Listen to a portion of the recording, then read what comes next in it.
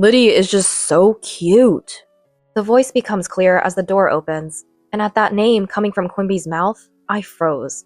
I wondered who it could be, but hearing that name confirmed it. The woman's voice was indeed my sister Liddy's. Quimby foolishly kept calling Liddy's name over and over. Shivering, I snapped to my senses. I realized I had to capture this scene on video. So, I firmly recorded the evidence on my smartphone and quietly left the spot. After a while, the two of them came out of the bedroom.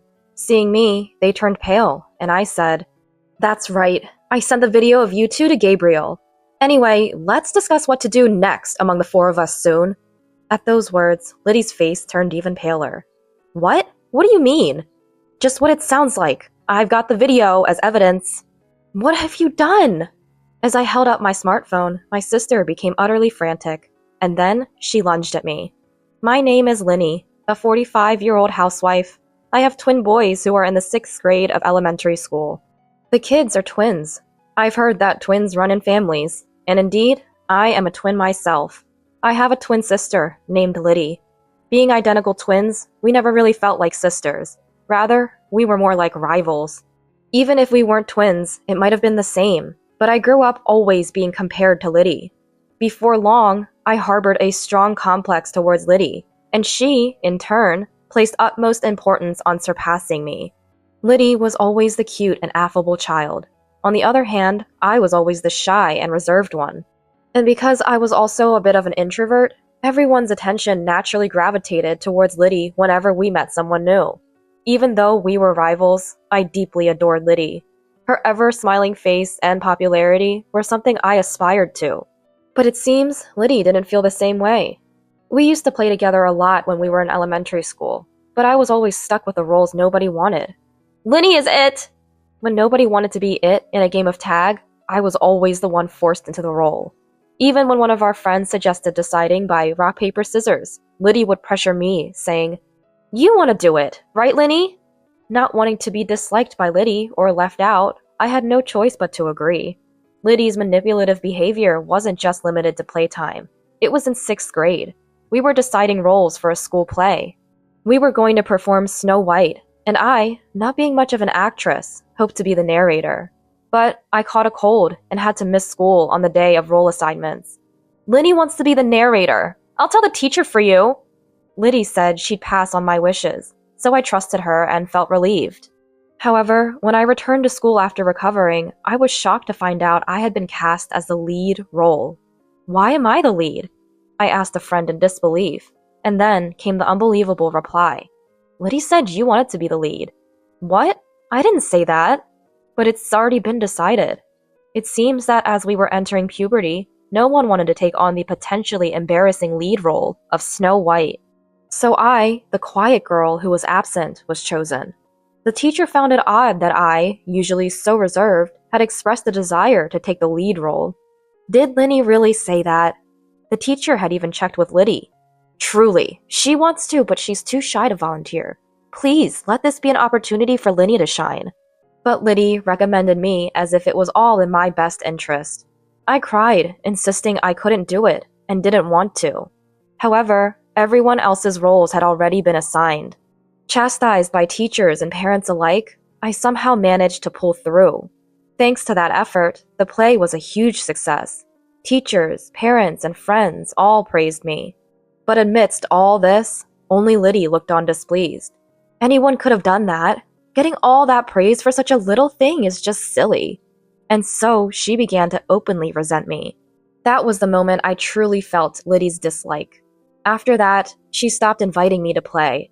At first, it was painful, but once I realized I was no longer being forced into unpleasant roles, I made other friends and started enjoying myself.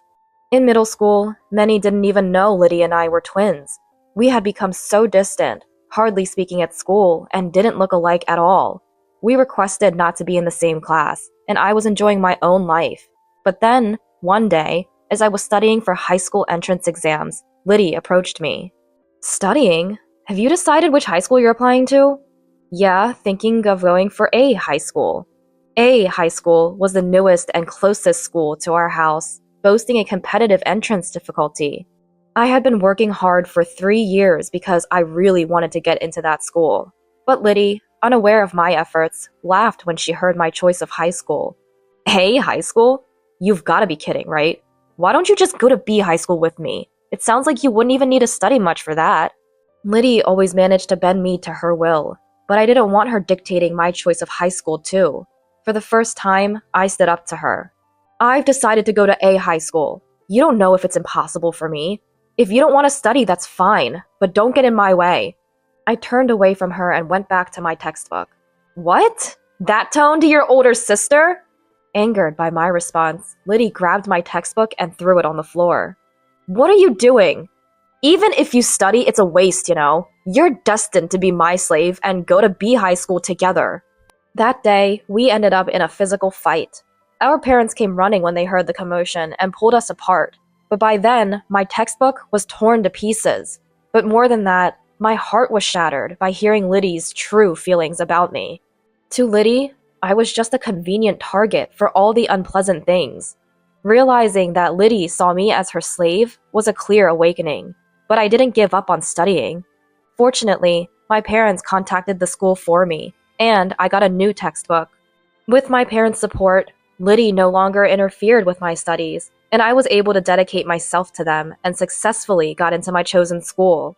As she had initially declared, Liddy barely studied for the exams and went on to B high school. Thus, we went to different high schools, pursued our education at different universities, and eventually started our careers. As an adult, I began living on my own. And that's when I met a man.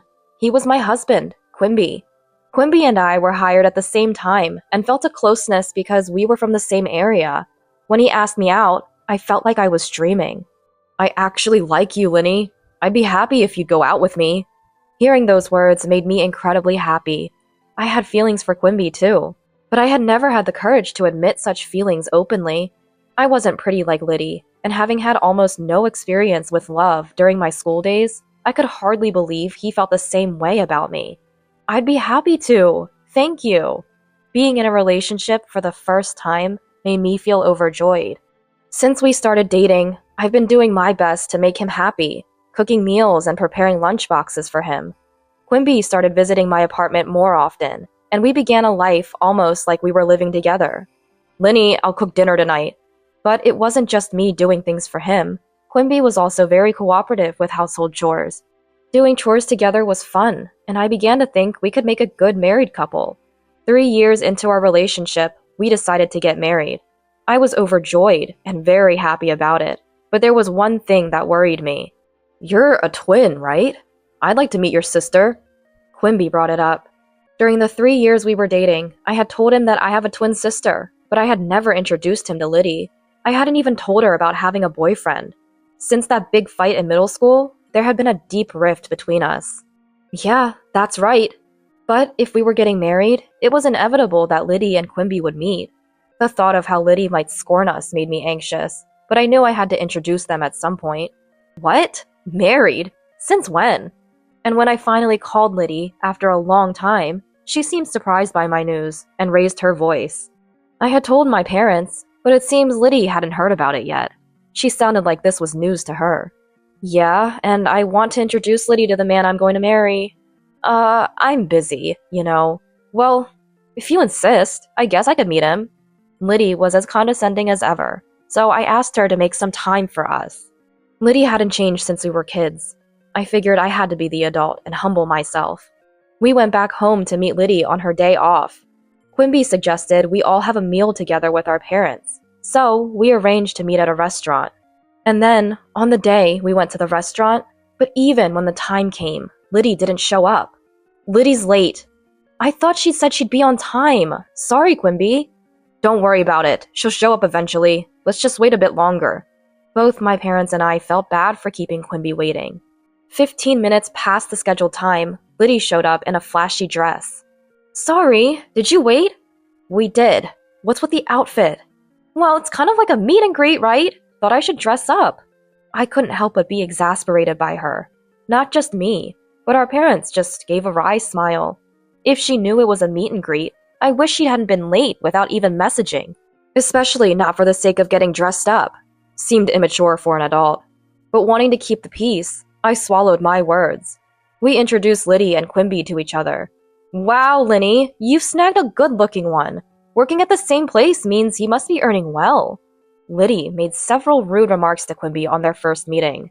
What do you do in your free time? With Linny? No, before you started dating Linny. She grilled Quimby like it was a speed dating session. Despite our parents' attempts to stop her, Liddy kept going, saying, "It's fine, I want to know what kind of man Linny's husband will be." Quimby was gracious, saying, "Don't worry about it," and entertained Liddy throughout. By the end of the meal, I was exhausted and sighing. However, it didn't end there. Liddy's quite the character, huh? Opposite of Linny.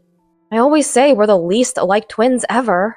When I responded with a forced smile, Quimby said, "Maybe you should take a leaf out of Liddy's book. She's always smiling, good at conversation, and cute. If I'd met her first." I was shocked at what he meant. I had told him about my discomfort with Liddy. To hear him say this, knowing that, was deeply shocking. "Why don't you marry Liddy then? She even said you were handsome." When I snapped back like that, he hurriedly apologized. Sorry, it was just a joke. I'm glad I met Liddy, and I don't have any special feelings for Liddy."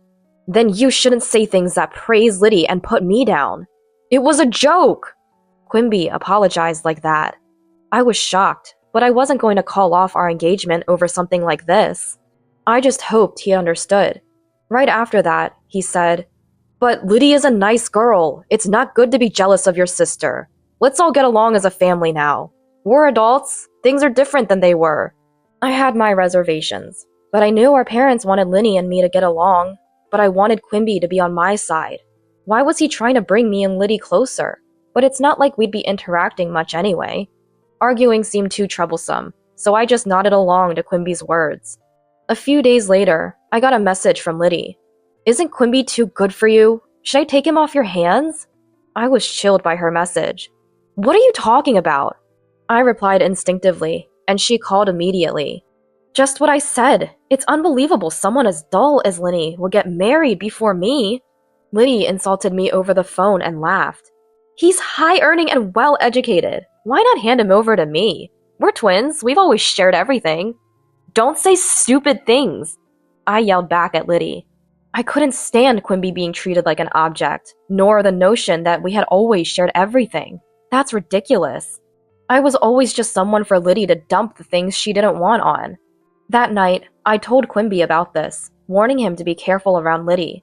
But Quimby seemed to take it lightly, laughing off my words. "It's nice to be liked that much. Don't worry, Liddy's not serious." "It's not funny. You don't know what Liddy might do." "Do you doubt my feelings?" "It's okay because I said it's okay." Despite him being such a wonderful person, I felt like Quimby had changed after meeting Liddy.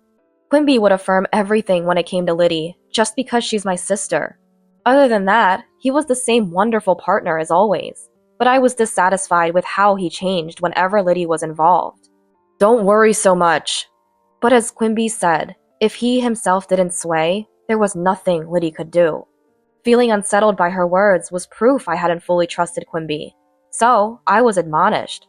Indeed, he was right. I decided to trust Quimby and ignore Liddy's words. Even afterward, Liddy sent me spiteful messages, but I never replied. Fortunately, Liddy didn't interfere with us, and I prayed we could become wonderful sisters while leading a happy married life. Years went by. After I turned 40, my parents told me that Liddy had gotten married. By then, I had blocked her and wasn't in contact. Although we occasionally saw each other at our parents' home, Liddy would insult me. Being nearly 40 and still unmarried, Liddy had become resentful towards me, and it seemed she was avoiding me as well. I thought Liddy, being quite picky, wouldn't marry, but I was genuinely glad for her when I heard she had found someone. I realized how terrible I had been when Liddy got married, only after I got married myself. Moreover, through my parents, Liddy apologized to me. After that, we started communicating again. Indeed, Liddy had changed, becoming much calmer than before. It was as if she had returned to the Liddy I once loved. I never thought the day would come when Liddy and I could laugh together again, so I was very happy. Liddy even introduced me to her husband. He was about 5 years our senior, named Gabriel. He seemed to care for Liddy deeply, which reassured me. Having both married, Liddy and I became closer. Our parents were very happy to see us getting along. I wanted to make up for the time we had spent apart. Then, a few years later, something happened. I became ill at work and had to leave early. I wanted to inform Quimby, but he was out on business, so I left a message with a colleague. I went straight home. Upon entering the house, I immediately sensed something was off. It felt like there was someone inside, even though the house was supposed to be empty. Could it be a burglar? That thought flashed through my mind as I quietly entered. Listening closely, I could hear noises and voices coming from the bedroom. As I stood silently in front of the bedroom, I recognized Quimby's voice coming from inside, but I couldn't bring myself to speak up. The nature of his voice drained the blood from my face. It was unmistakably the sound of an intimate moment. The creaking of the bed confirmed my fears. I didn't need to see inside to know what was happening, and my hands trembled. However, if Quimby was cheating, I had to catch him in the act. With that thought, I carefully opened the door with my smartphone in hand, ready to record. What I saw inside the bedroom was even more shocking. Liddy is really cute, isn't she? The voice became clearer as the door opened. Hearing Quimby say her name, I froze. Now that he mentioned it, the female's voice was indeed Liddy's. Quimby kept foolishly repeating Liddy's name. Trembling, I recorded the scene and quietly left. I sat in the dining area in shock for a while. I was supposed to be home early due to feeling unwell, but that shock made me forget my illness. Staring blankly at my phone, I just waited for this nightmare to end. Then, a few minutes later, the bedroom door opened. "I'll head back to work now, so lock up," said a voice. "Okay. It'd be nice if we could live together soon." Hearing this, I hurriedly stood up. Noticing the noise, Quimby and Liddy saw me in the hallway. "Linny, why are you here?" Quimby exclaimed, turning pale. "Why? This is my house, right? But why is Liddy here? Aren't you both supposed to be at work?" Liddy looked away for a moment, but then smirked defiantly. "Why do you think? You wanted it from my own mouth, didn't you?" "Liddy!" Quimby tried to stop her, but Liddy wouldn't be silenced. "I've always hated how you look down on me. Happiness and Quimby don't suit you. I'll take everything." With that, Liddy declared. I just smiled at her words. "Is that so? Then I'll give you Quimby." Linny, but don't think you can take my happiness." Liddy seemed annoyed by my retort, glaring at me. To that, I continued, addressing her directly. "Yeah, I sent the video to Gabriel. Let's discuss this as a group of 4 sometime soon." Liddy's face turned pale instantly. "What do you mean?" "Just what I said. If you want Quimby, Gabriel should know about this, shouldn't he?" "What have you done?" Liddy lunged at me. "Liddy, calm down!" "How can I calm down?" Quimby tried to stop her, but Liddy was beyond reason. Just then, the smartphone inside Liddy's bag rang. At that sound, Liddy froze in place. "Looks like Gabriel's calling, isn't it?" Liddy, pale-faced, hesitantly looked at her bag, but there was no sign of her answering the call. In the silent room, only the sound of the phone echoed. After a while, it stopped ringing, and then my phone rang. See? Since Liddy didn't answer, now he's calling me. "Linny, I'm truly sorry. Please forgive Liddy. Can you somehow cover for her with Gabriel? If not, Liddy will lose everything." Quimby started making statements as if to protect Liddy. Liddy, standing next to him, began to sob bitterly, as if she were the tragic heroine. What Quimby said made sense. Actually, Gabriel is not only Liddy's husband, but also the president of the company where she works. If Gabriel learns about Liddy's infidelity, divorce talks might start, and she might not be able to continue working at his company, especially now, during work hours. There's no room for sympathy, though it seems harsh. She did this knowing full well she could lose everything? I can't possibly cover for her. I said that. That's too harsh. Quimby, as usual, tried to defend Liddy. His words infuriated me, and I glared at Quimby. Worried about her? Thinking Liddy is the only one who's going to lose her family and job is a huge mistake. At my shout, Quimby flinched, then started sweating profusely. It was as if he suddenly came to his senses, starting to break out in a cold sweat. He must have understood the meaning of my words. Just so you know, I've also sent the video to the company's main email address, including your department and name. What have you done? By then, Gabriel's call had ended. Quimby and Liddy stood frozen, with a look of despair. After kicking them out, I called Gabriel. Sorry to disturb you at work. It's about the video, right? Yes. It involves Quimby, doesn't it? Yes. I replied to Gabriel's gentle voice. I'm sorry for asking this of you. He said that. Actually, Gabriel had consulted me because he felt something was off with Liddy. It might have been plausible for the old Liddy, but the current Liddy truly loved Gabriel. I didn't think she would cheat, and I had conveyed as much to Gabriel. But just in case, he had asked me to gather evidence if Liddy did something questionable. That's why I think I was able to film calmly. Please, don't apologize. I'm glad I could capture evidence of Quimby's infidelity. If you hadn't asked me, I probably wouldn't have thought to do so calmly. I told Gabriel. It would be a lie to say I wasn't shocked. It's shocking enough to discover an affair, let alone with one's own sister. I had every right to be angry. My sons will be home soon, so let's talk another time. I told Gabriel and hung up. Tears flowed endlessly, but for my sons and for my own future, I knew I had to be strong. That day, I went about my usual routines, and when the kids had settled down for the night, Quimby came home. Were you with Liddy? I asked him, and Quimby, clearly in a bad mood, snapped back at me. I got called into HR because of you. The decision on my punishment will come later. What are you going to do about this? The way Quimby turned the blame on me, making me out to be the villain despite his actions, made me almost laugh. Crying over such a man was a waste of time. There's nothing to be done. Do as you please. You understand the situation, right? If we divorce, I'm taking the kids. Still want a divorce? His attempt to use our sons as leverage was pathetic, and I told him so. What are you talking about? You think you'll get custody after likely losing your job? Divorce is a foregone conclusion. Stop being ridiculous.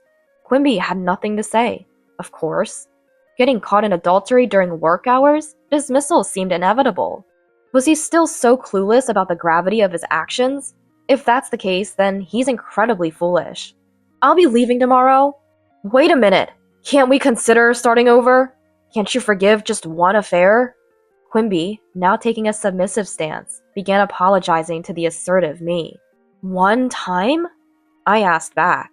According to Gabriel, Liddy's behavior had been odd for several months. Given Gabriel's job involves mostly being out for sales, there's a good chance she might have been returning home like this. Just one? Quimby responded weakly to my question, his eyes darting around. From the lack of confidence in his answer, it was clear it wasn't just once. It felt ridiculous to pursue it any further, so I dropped the subject. The next day, I told my sons about Quimby's infidelity. They are in 6th grade now, old enough to understand that hurting and betraying others is wrong. I apologized for having such a conversation at this sensitive time in their lives, and they said they wanted to talk it over alone and went to their room. After just a few minutes, they came out with their bags packed and said, "We're on your side, Mom." I couldn't help but cry. The boys laughed and comforted me as I apologized again. Then we went back to my parents' house. My parents were speechless when they heard about Liddy and Quimby's actions. Despite being happy that we had become close as sisters again, I felt sorry, but Mom apologized to me, crying. "Liddy hasn't changed after all. I'm sorry for always making you endure her." "Cut ties with both Liddy and Quimby. We will keep our distance from Liddy to the bare minimum," Dad said, and I felt relieved. From that day, I started commuting to work from my parents' home. Quimby, perhaps on suspension, didn't come to the office but called me multiple times instead. Ignoring him as I didn't have time to deal with it, he began to send messages day and night. "I love you, Linny. Let's live happily as a family of 4 again." I was insane. I was just deceived by that woman. "I don't know how to live without you, Linny." Perhaps these were what you'd call Romeo emails. I was almost fooled for a moment, but thanks to my sons laughing uproariously at those messages, I realized how ridiculous they were. However, I couldn't ignore him forever. Eventually, I had to meet him to sign the divorce papers. I made plans to meet Quimby at a cafe on my day off. Choosing to meet at a cafe instead of going home was Gabriel's advice.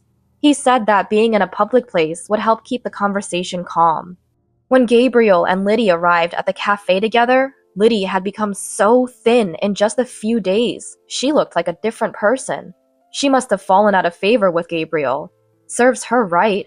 Now, both Liddy and Quimby, please sign the divorce papers.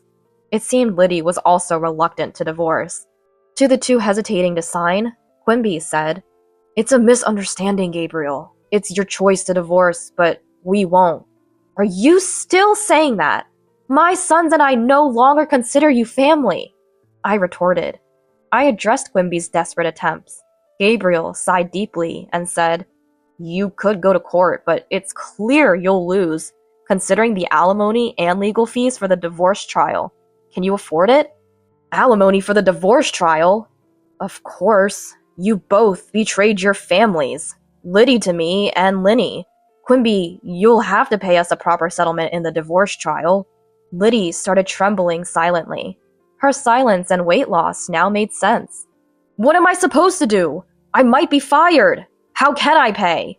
Quimby began to argue, pale-faced.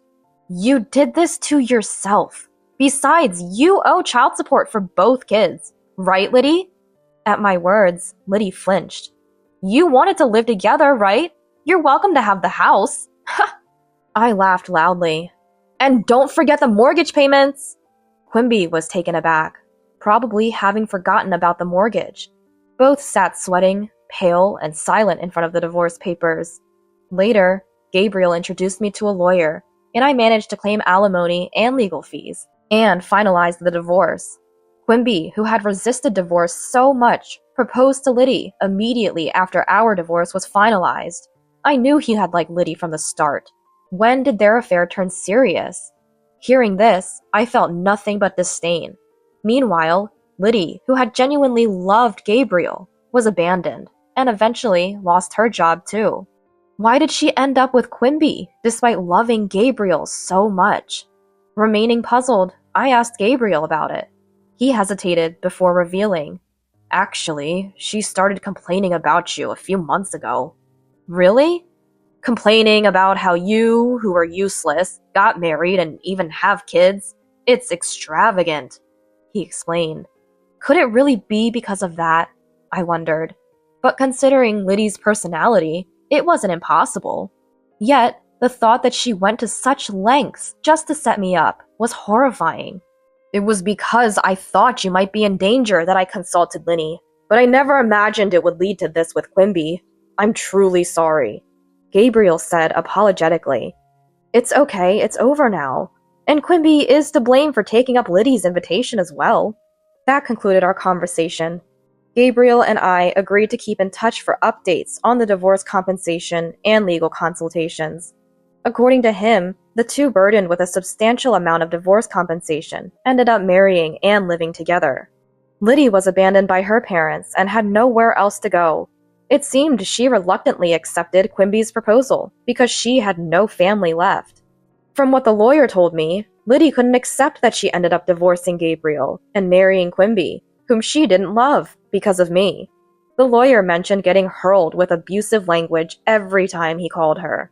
While I felt sorry for the lawyer, he continued to support me firmly, perhaps because of Gabriel's presence, and I couldn't be more grateful. For a while, we'll still have to make calls to demand the divorce compensation, and it seems I'll continue to rely on their support. 5 years passed. The divorce compensation and child support were being paid on time, and my emotional wounds had largely healed. One day, after a long period of calm, the lawyer contacted me. "Liddy says she has something to talk to you about." I refused. Knowing her, it would likely end up with her using me as a verbal punching bag for stress relief.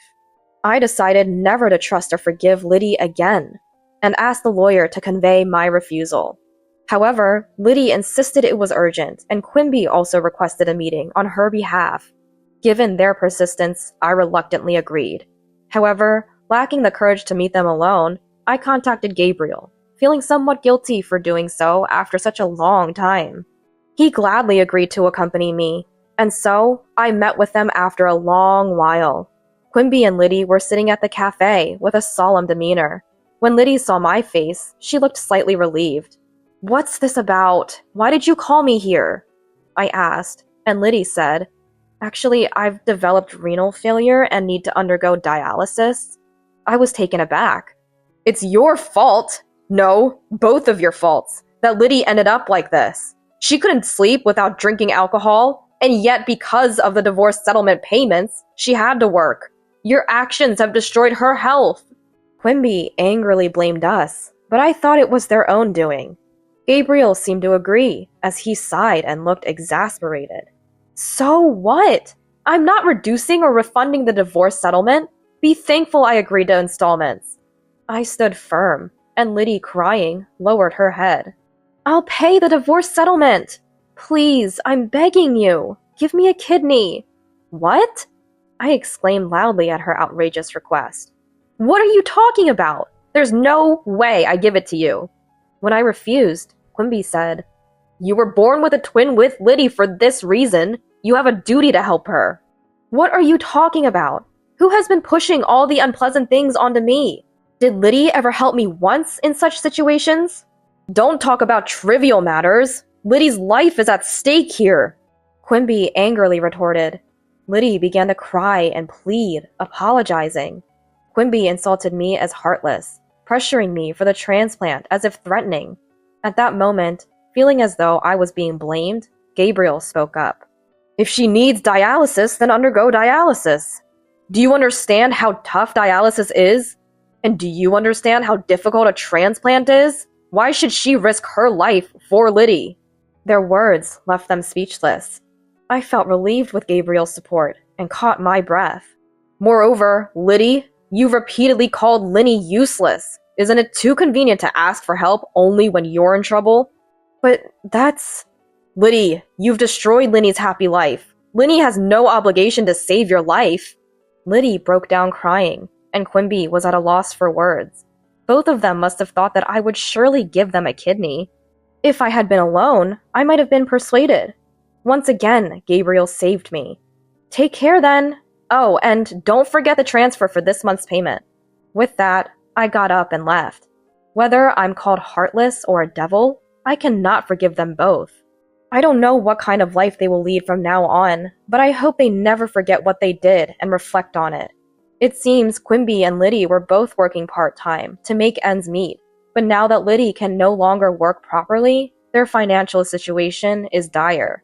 But that's their karma. Everything is the result of their actions. Their atonement won't end until they've paid the compensation ordered in the divorce settlement. I continue to live happily with my parents and sons. My parents no longer even mention Liddy's name. However, it seems they are happy to see the twins getting along well. It's comforting to see a bond between my sons that Liddy and I never had. I continue to keep in touch with Gabriel frequently. He's a genuinely good person, always thoughtful and considerate. It appears he has developed feelings for me, but I'm not ready to reciprocate them at this time. I don't want to cause any more upset for my sons. But in a few years, when they come of age, I hope to have the chance to think about my own happiness again.